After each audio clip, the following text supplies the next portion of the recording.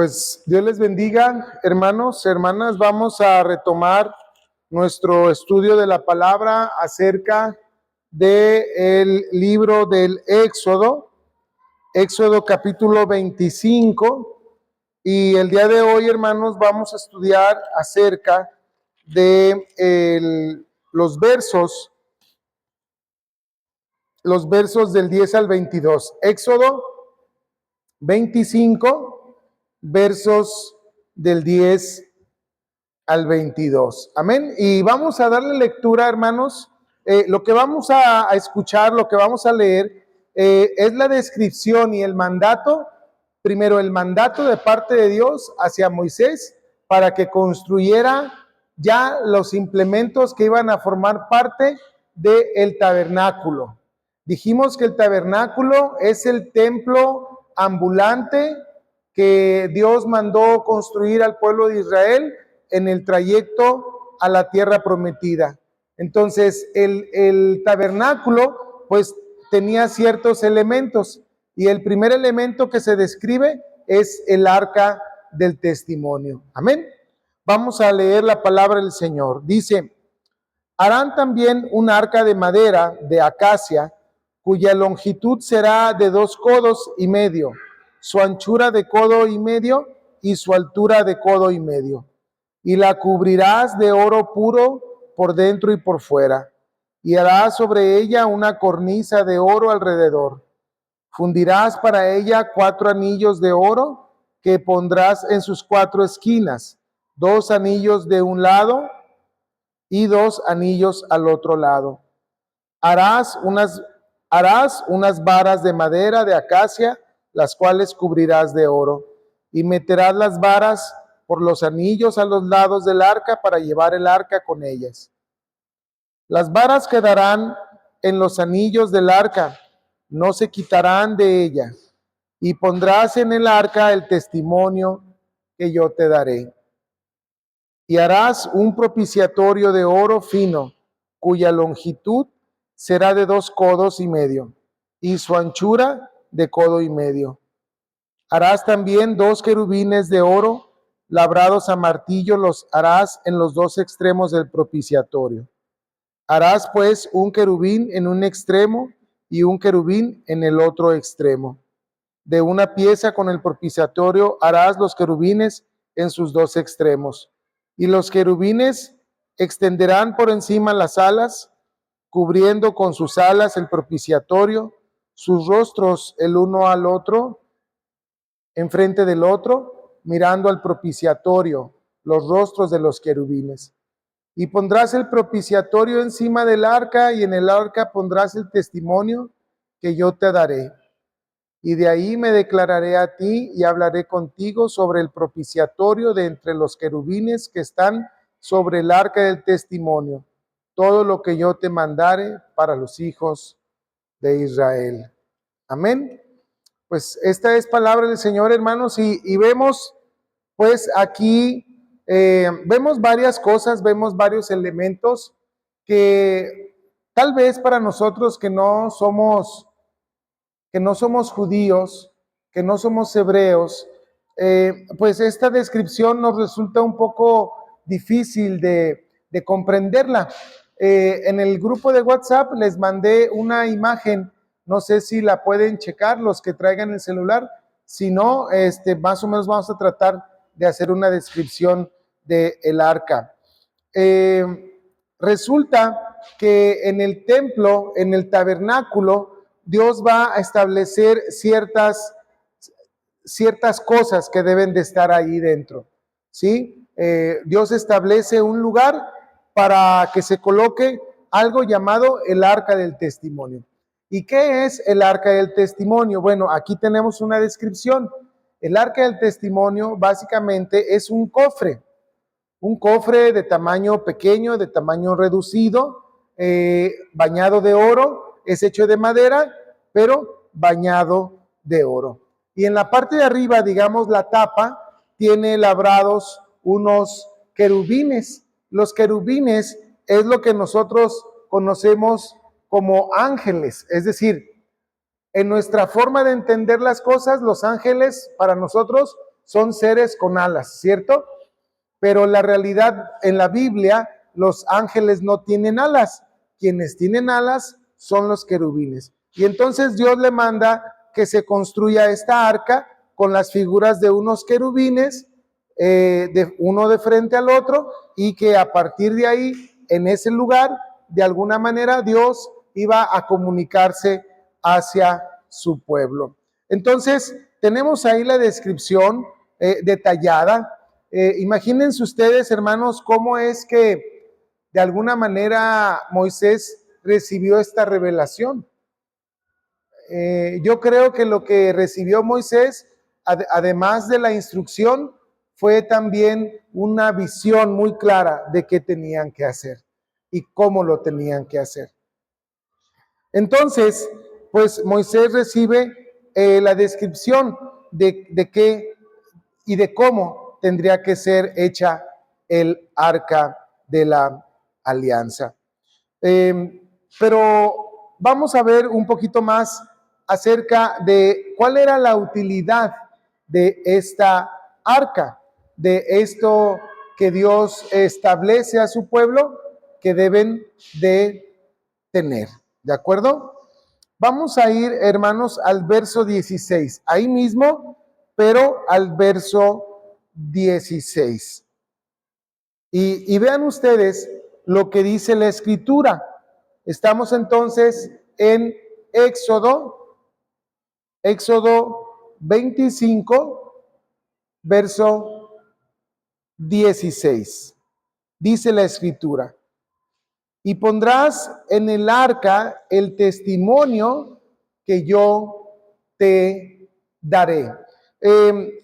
Vemos pues que este cofre, esta arca que Dios manda a Moisés que se construya, tenía una intención.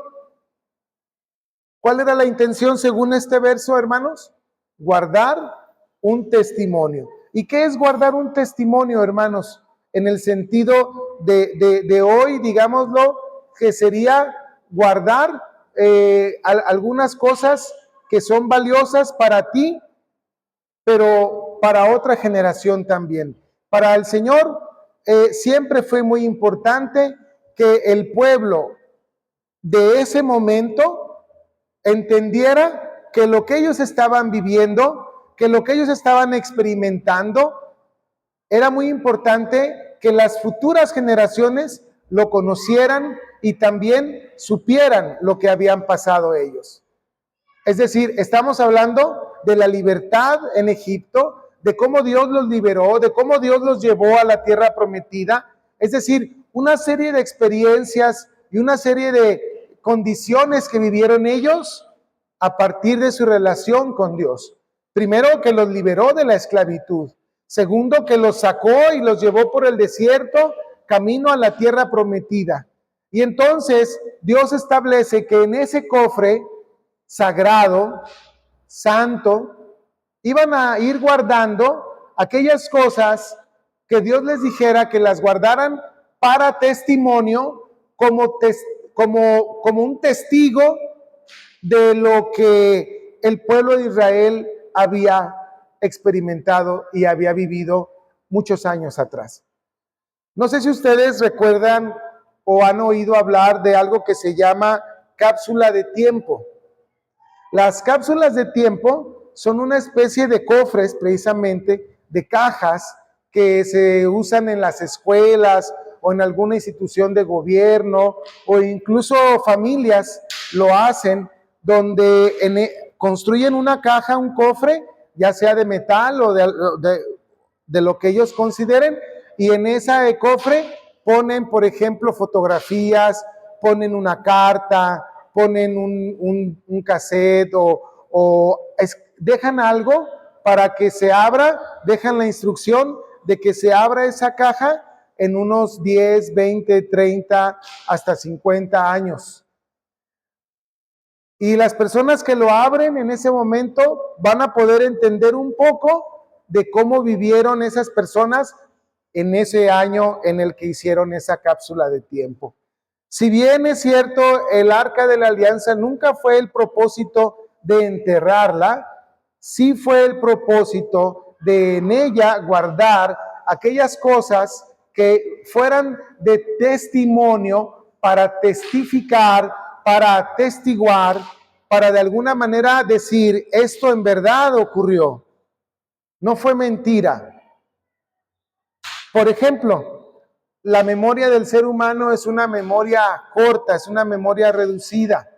Hoy en día, hermanos, es increíble cómo podemos nosotros entender o ver que hay personas que afirman que, por ejemplo, el holocausto nazi, lo que los nazis hicieron al pueblo de Israel, nunca ocurrió.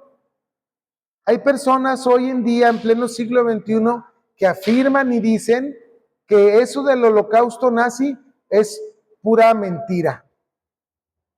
Que Hitler nunca mandó matar a los judíos, que Hitler nunca mandó construir campos de concentración, que Hitler nunca mató 3 millones de judíos, que esos son infamias de la historia.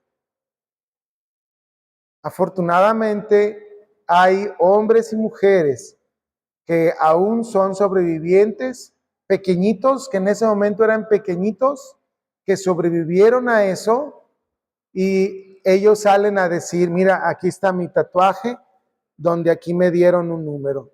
Mi mamá, mi papá, mi abuelo, mi abuela, todos murieron ahí.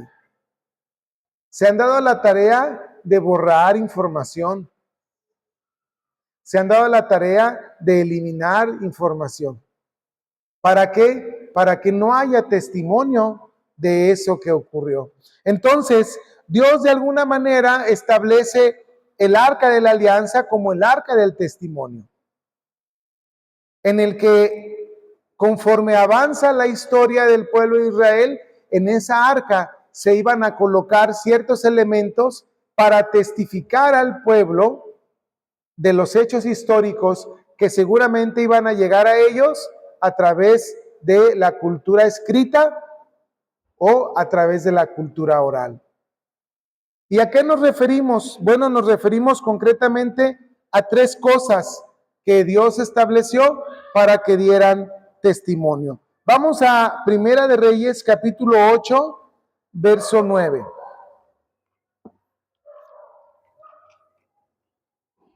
Josué, ¿puedes emparejar la puerta y las ventanas? Porque hay mucho ruido.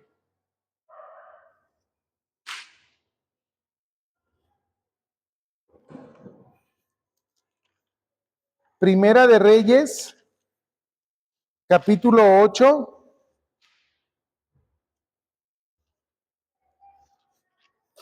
verso 9. Amén.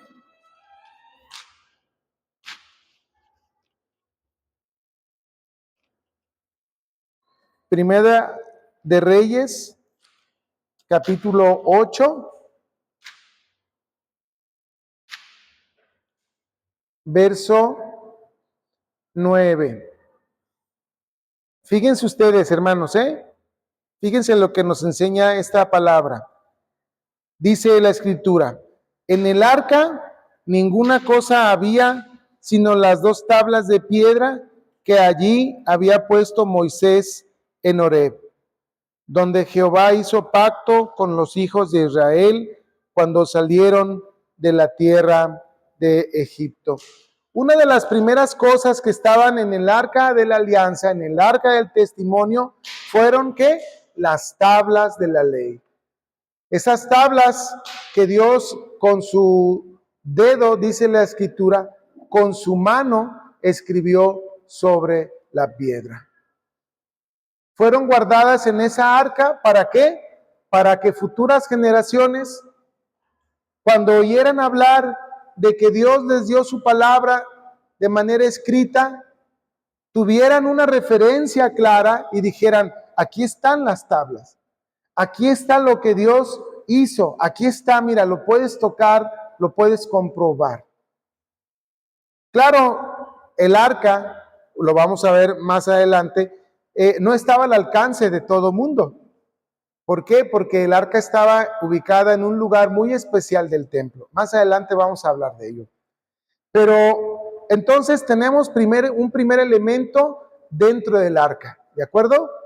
Ahora, ¿para qué era importante que el pueblo de Israel entendiera o viera que en el arca estaban las piedras de la ley, las tablas de la ley? ¿Para qué era importante?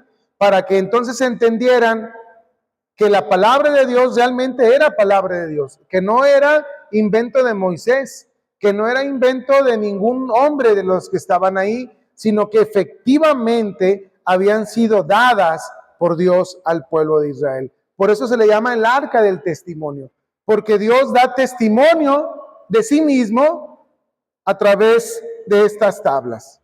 ¿De acuerdo? Entonces, el primer elemento que tenemos ahí en el arca es las tablas de la ley. Cuando decimos arca, vuelvo a repetir, nos referimos a un cofre, ¿de acuerdo? Un cofre de madera bañado en oro. Les compartí en el grupo de WhatsApp, lo vuelvo a compartir. Hay una imagen donde hay varios elementos del templo y uno de ellos es el arca. Otra de las cosas que estaba dentro del arca, vamos a ver qué nos dice el mismo libro de Éxodo, pero vamos al capítulo 16. Éxodo 16, verso 32.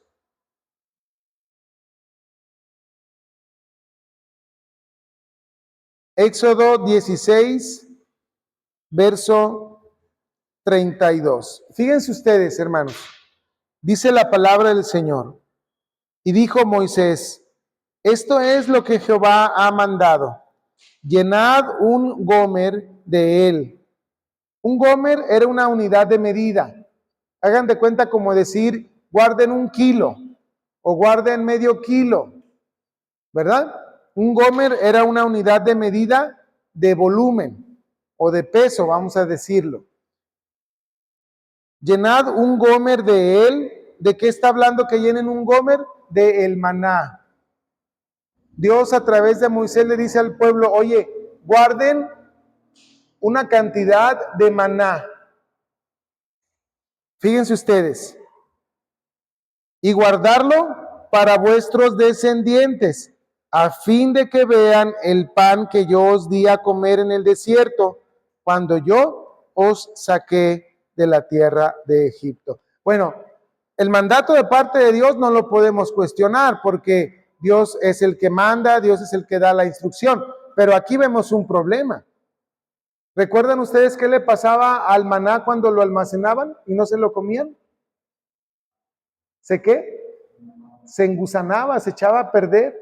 Si tú guardabas más maná del que te ibas a comer pensando en guardarlo al día siguiente, para no salir a recoger maná, decir, mejor me quedo aquí acostadito con el maná que guardé de ayer, ese maná estaba echado a perder.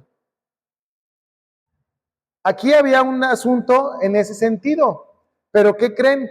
Ese maná era con la intención de ¿qué? De dar testimonio.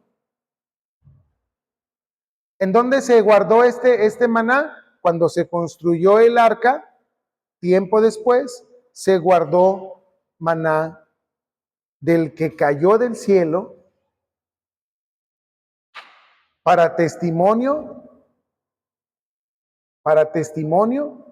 de todo el pueblo, para que en lo futuro el pueblo tuviera esa claridad de decir, esto realmente ocurrió, ¿de acuerdo? No pasa nada si no hay luz, hijo, no te preocupes. Entonces, hermanos, fíjense qué importante es esto. Pareciera que dentro del arca el tiempo no pasara. Pareciera que dentro del arca las leyes de la física, las leyes de la química, las leyes de las matemáticas, las leyes universales no tuvieran poder. Pareciera como algo extraído de la ciencia ficción. Pero hermanos, esto que nos plantea aquí es real. Entonces, tenemos dos cosas, dos elementos, las tablas de la ley y el maná. Tú podrás decir, bueno, pues las tablas son piedra. Pues ¿qué pasa? Pues no pasa nada. Bueno, sí, efectivamente, las piedras no pasa nada. Pero ¿qué tal el maná? Pero fíjate, más sorprendente es lo otro que Dios mandó que se guardara dentro del arca de la alianza. Vamos a el libro de Números, capítulo 17, verso 10. Números 17, verso 10.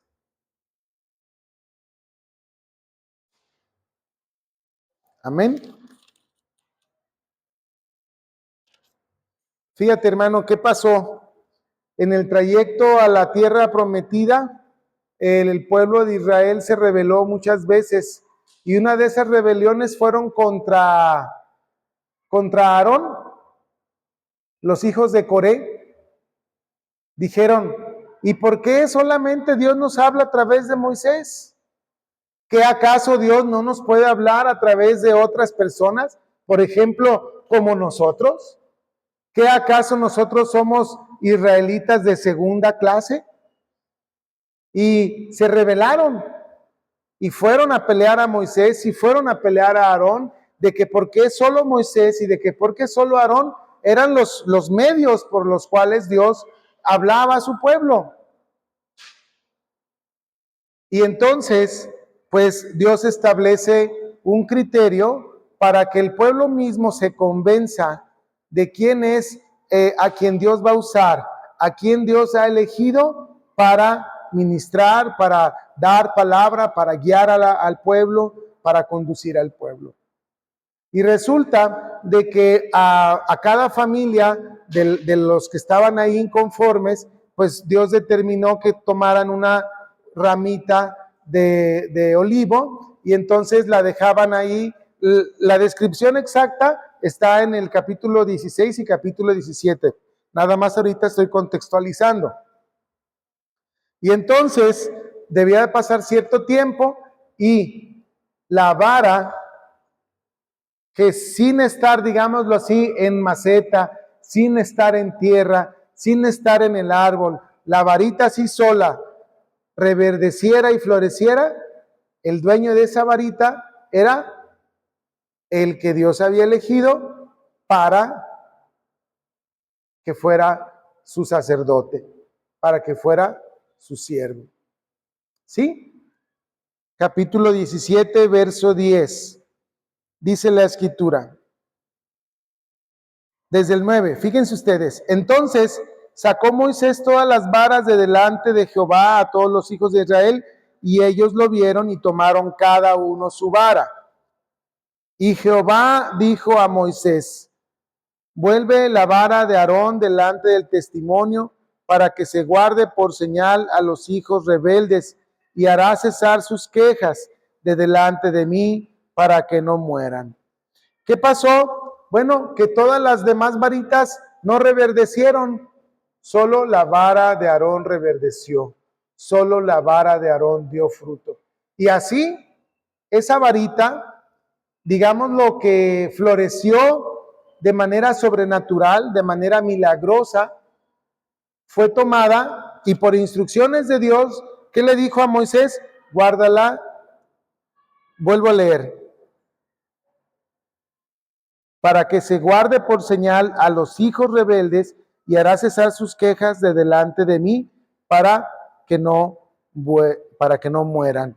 Vuelve a la vara de Aarón delante del testimonio, es decir, llévala al arca del testimonio, deposítala ahí, para que sea testimonio, para que sea testigo, para que esa vara testifique de la rebeldía del pueblo, pero que también testifique de a quién he elegido yo para que me sirva. Y estos tres elementos, hermanos, permanecieron ahí en el arca durante muchos años y de manera increíble y de manera sobrenatural, el maná nunca se echó a perder y la vara de Aarón nunca se secó, la flor nunca se secó, permanecían intactas. Ahora, Esta arca estaba diseñada no solo para guardar estas cosas, sino tenía una función además de ello. Y nos lo dice ahí en el capítulo 25, el verso 22 de Éxodo. Regresamos a Éxodo 25, verso 22.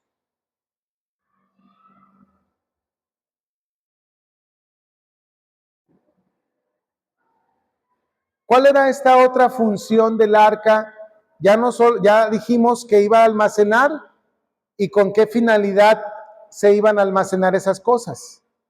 Dijimos para testimonio, para que cuando vinieran nuevas generaciones de hebreos, nuevas generaciones de judíos, y sus padres les contaran acerca del maná, sus hijos no dijeran, ay, ¿cómo es posible eso? Eso no es cierto, eso no puede pasar. Y los llevaron al templo y dijeron, ahí está el arca que da testimonio de lo que Dios hizo con nuestros padres. Esa era la finalidad. Ahora, ¿qué dice también el verso 22? Dice, y de ahí me declararé a ti y hablaré contigo sobre el propiciatorio de entre los dos querubines que están sobre el arca del testimonio, todo lo que yo te mandare para los hijos de Israel. Quiere decir que el arca también era una manera en la que Dios iba a manifestar su presencia y en la cual Dios iba a hablar a su pueblo directamente a Moisés.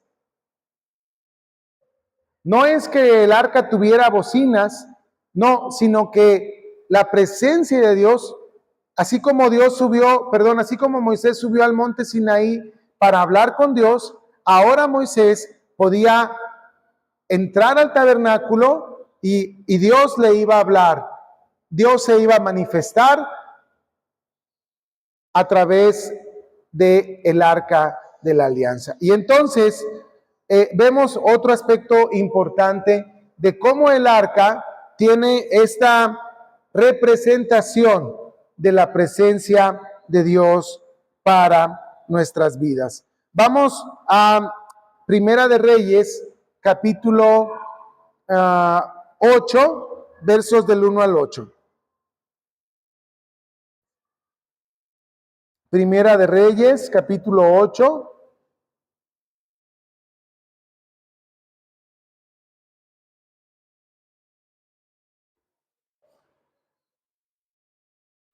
Primera de Reyes, capítulo 8, versos del 1 al 8.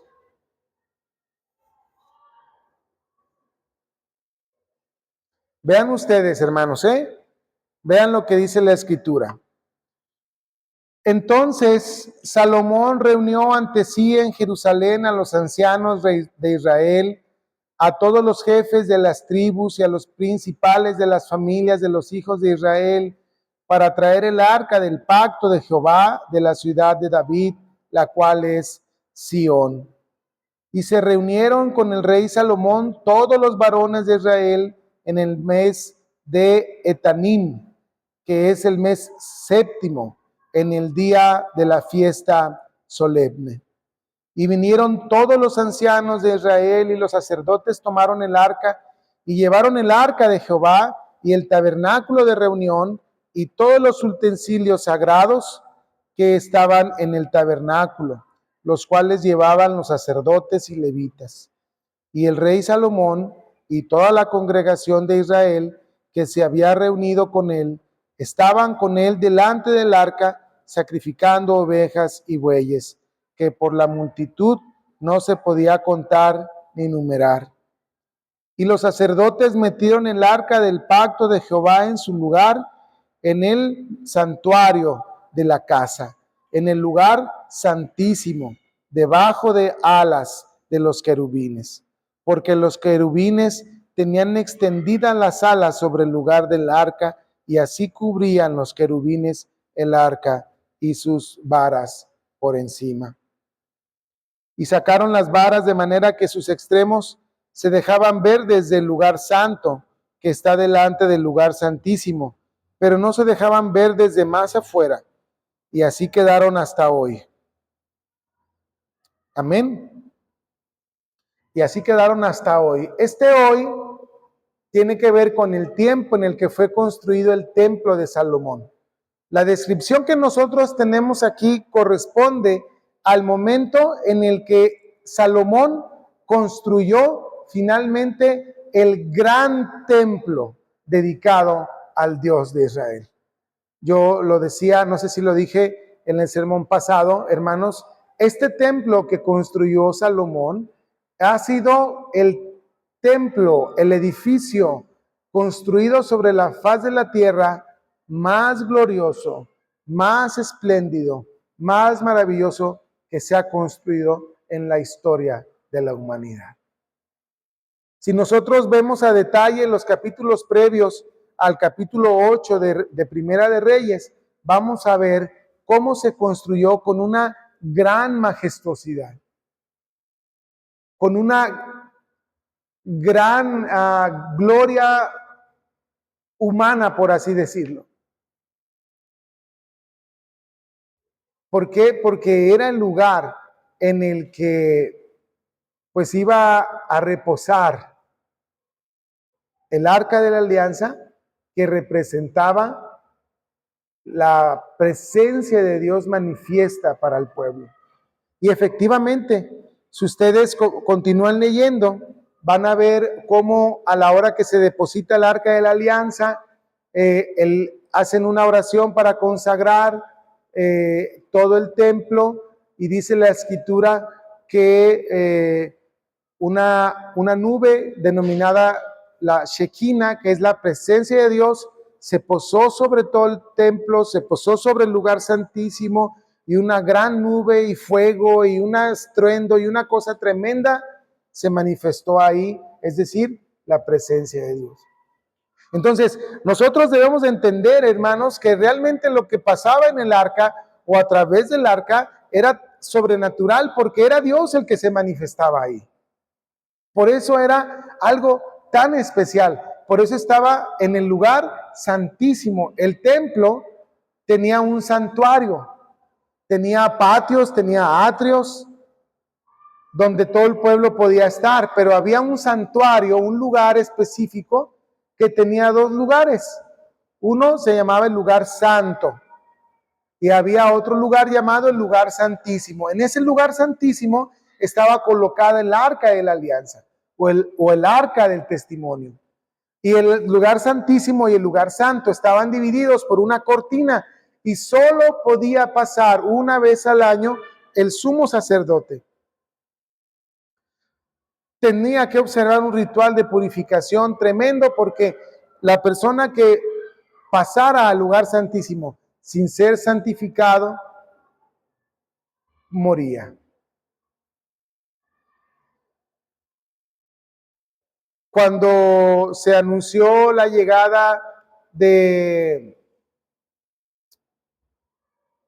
Mesías, cuando se preparó la venida del Mesías, Dios determinó levantar a un profeta, a Juan el Bautista. Y la mamá de Juan el Bautista y María eran parientes. Y resulta de que el esposo del papá, es decir, el papá de Juan el Bautista, era sumo sacerdote. Y entró al lugar santísimo. Y ahí en el lugar santísimo, Dios se le manifestó. Y le dio a conocer que su esposa iba a tener un hijo, que él iba a ir delante del Altísimo. Pero como él era un hombre ya mayor, anciano, dudó. Y como dudó, Dios lo dejó mudo. Y entonces los que estaban en el lugar santo, le hablaban y le decían, oye, ya no se oía nada, y él no podía responder. Y entonces hasta cuando salió, les explicó a señas y le dieron una tablilla, y él escribió en la tablilla lo la visión que tuvo.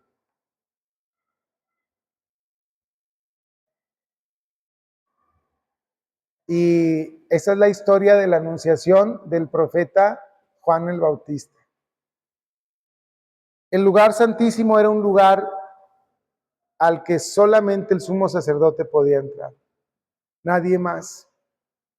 Nadie más podía tener esa comunión, esa relación tan cercana con Dios más que el sumo sacerdote.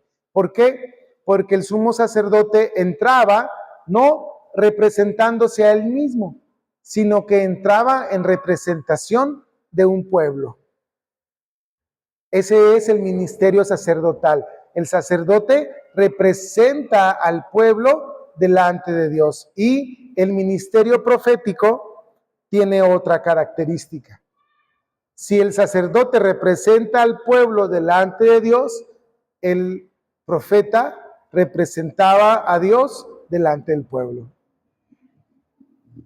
Porque el profeta hablaba de parte de Dios al pueblo. Palabra de Jehová me ha venido a mí. Jehová el Señor dice así. El Señor dice de esta manera. Y entonces todos los profetas hablaban en el nombre del Señor, no por sí mismos. Entonces tenemos estos dos ministerios. Ahora, vamos a ver, tú te preguntarás, ¿qué pasó con el arca? ¿El arca dónde está?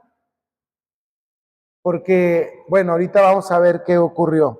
Segundo libro de Reyes, capítulo 25, versos del 13 al 17. Segundo libro de Reyes.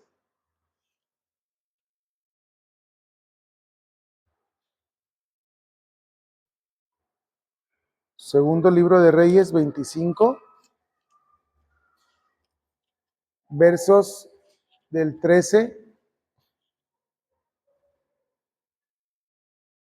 al 17.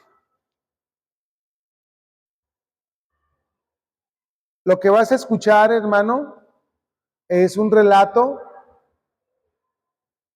Usa tu imaginación para crear lo que se describe aquí en tu mente. Ve lo que se describe. Dice la escritura, y quebraron los caldeos. ¿Quiénes son los caldeos? Los babilonios. Esta narrativa que vamos a escuchar corresponde al momento en el que Nabucodonosor, rey de Babilonia, el imperio humano más grande que ha existido y existirá sobre la faz de la tierra. Está profetizado que ningún imperio, ningún reino, ninguna potestad será tan grande, tan majestuosa como Babilonia. Ninguno. Obviamente el reino de nuestro Señor Jesucristo va a superar todo esto, ¿verdad? Pero hablamos de reino humano, ¿de acuerdo? Ellos llegaron a conquistar Jerusalén y vean lo que nos describe aquí. Y quebraron los caldeos las columnas de bronce que estaban en la casa, ¿de quién? En la casa de Jehová. Y las basas y el mar de bronce. ¿A qué se refiere con basas? Las columnas tienen tres partes. Basa, que es el basamento, la base, el fuste, que es el cuerpo de la columna, y el capitel, la parte superior de la columna. Destruyeron todo, hermanos. ¿Qué dice ahí? El mar de bronce. ¿Cuál es el mar de bronce? Pues, hermano, imagínate que el piso era de bronce. ¿Cómo? Pues placas de bronce. Como nosotros colocamos cerámica, se colocó en el templo de Israel, no cerámica, no madera, no piedra, sino bronce. ¿Te imaginas lo majestuoso de aquello? Bueno, dice que estaban en la casa de Jehová y llevaron el bronce a Babilonia. Llevaron también los calderos, las paletas, las despabiladeras, los cucharones y todos los utensilios de bronce con que se ministraba, incenciarios, cuencos, los de oro en oro y los de plata en plata.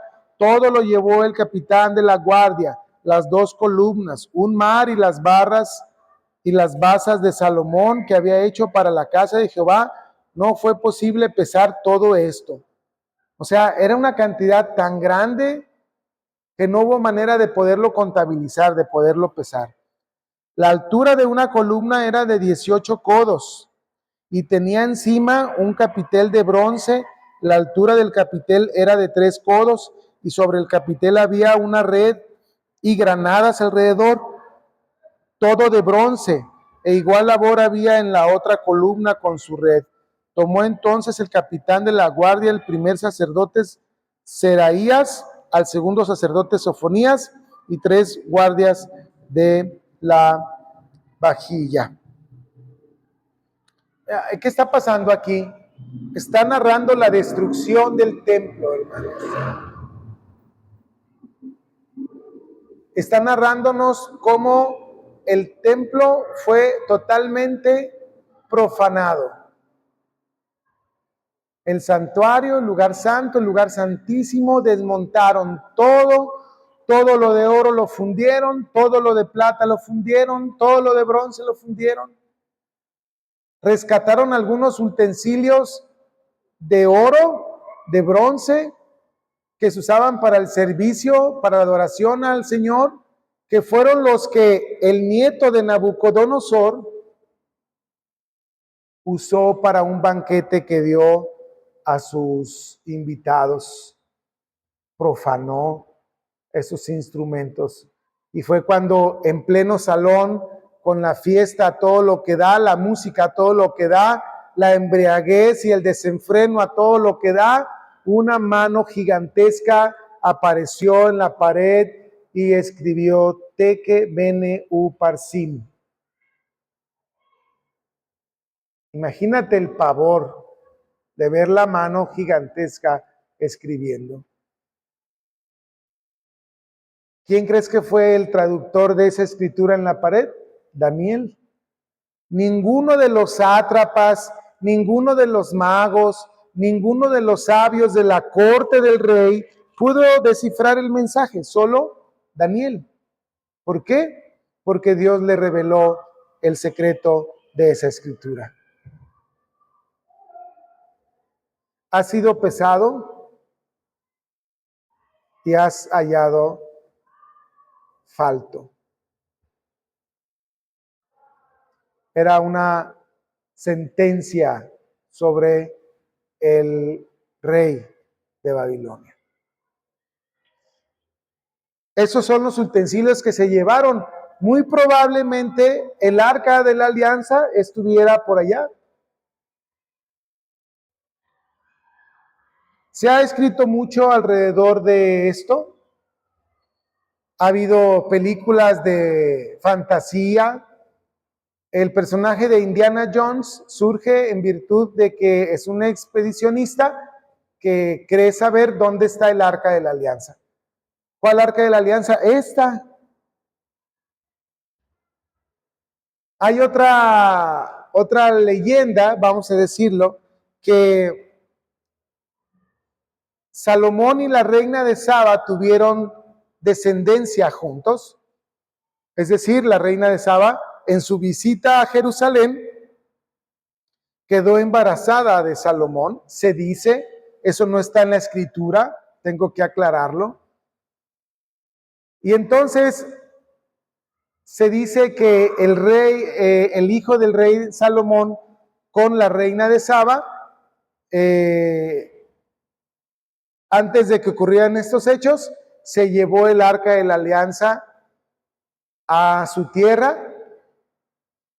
Lo que antes se conocía como el reino de Saba es lo que hoy se conoce como Etiopía, en el sur de África.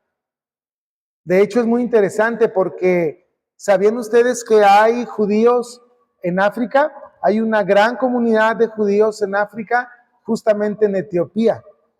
Y ellos tienen un lugar, un templo, una capilla, vamos a decirlo así, donde ellos aseguran que ahí está el arca de la alianza. Nada más que ese edificio no lo abren y nadie puede constatar si efectivamente está ahí o no está ahí. Para nosotros los creyentes en Cristo, hermanos, el Arca de la Alianza no es nada más que una referencia de lo que el Señor va a hacer en nuestras vidas. Nosotros recordamos cómo a la hora de la muerte del Señor Jesucristo en la cruz del Calvario, dice la Escritura claramente que el velo del templo se rasgó. Hubo un gran temblor cuando el Señor Jesús murió. Y eso permite ahora que el lugar santísimo esté abierto, literal.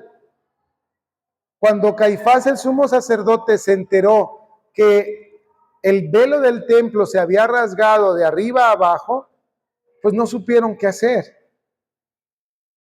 No entendieron lo que había pasado. ¿Qué es lo que pasó ahí? Vamos a finalizar con lo que dice Hebreos capítulo 4, verso 16. Hebreos capítulo 4,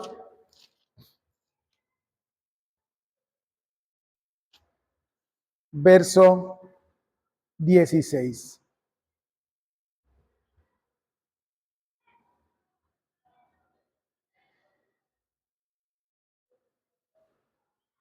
Dice la Escritura: acerquémonos pues confiadamente al trono de la gracia para alcanzar misericordia y hallar gracia para el oportuno socorro. Cuando el escritor de esta carta a los hebreos les dice, acerquémonos pues confiadamente, tiene él en mente el ministerio sacerdotal del Señor Jesucristo, que a través de su muerte en la cruz nos representa delante de Dios, y este sacrificio ofrecido en su cuerpo, en él mismo, nos permite acceder de manera amplia, de manera libre al lugar santísimo de su presencia. Pero no al lugar santísimo ya del templo, porque para esas alturas el templo ya había sido destruido. Recordemos que ha habido en la historia del pueblo de Israel, digámoslo así, pues el primer templo fue el templo de Jerusalén, ¿de acuerdo? Que fue destruido, de Salomón. Después, Nehemías y Esdras reconstruyeron el templo, pero fue una reconstrucción muy austera, vamos a decirlo así. Nada tenía que ver con lo que fue el primer templo de Salomón. Cuando en los tiempos del Señor Jesucristo se describe el templo, ¿cuál es el templo? Es el templo que reconstruyeron Nehemías y Esdras, pero el rey Herodes había ampliado y había hecho una serie de remodelaciones y ampliaciones al templo que lo hicieron lucir mucho más bonito. En la historia entonces registramos dos templos de Israel. Está escrito en la profecía del profeta Daniel que se va a construir un tercer templo. Pero cuando se construya ese tercer templo, dice la Escritura, que se va a manifestar la abominación desoladora. Lo maneja también el Evangelio de Mateo capítulo 24, refiriéndose a quién, al anticristo, que se va a establecer en el templo como si fuera Dios. Terrible, hermanos. Por eso la señal de la construcción del tercer templo, lejos de que sea algo glorioso, va a ser algo terrible. Al día de hoy hay un movimiento muy grande en Israel que ya tienen dinero, que ya tienen recursos, que ya tienen un linaje sacerdotal, que ya tienen vacas del color, de la raza, de la especificación que tiene que ser para ofrecer holocaustos. Recordemos que el templo que el Señor Jesús conoció en el tiempo de su muerte y su ministerio aquí en la tierra, Ese templo fue destruido en el año 70. De hecho, el Señor Jesús profetizó su destrucción. No hay templo ya ahora. No hay arca de la alianza aquí en la tierra. Ahora nosotros nos podemos acercar a la presencia de Dios a través del Señor Jesucristo. Y esto, hermanos, nos da pie para el tema de nuestro siguiente mensaje, la próxima semana. Vamos a hablar las similitudes del arca de la alianza con la persona de nuestro Señor Jesucristo. Amén. Entonces, este mensaje lo cerramos aquí, pero continuamos, si Dios nos permite, la próxima semana. Amén, hermanos. Hoy tú y yo podemos acercarnos a la presencia de Dios a través de la fe del Señor Jesucristo. Por eso dice este pasaje: acerquémonos pues confiadamente al trono de la gracia para alcanzar misericordia y hallar gracia para el oportuno socorro. Amén. Vamos a orar.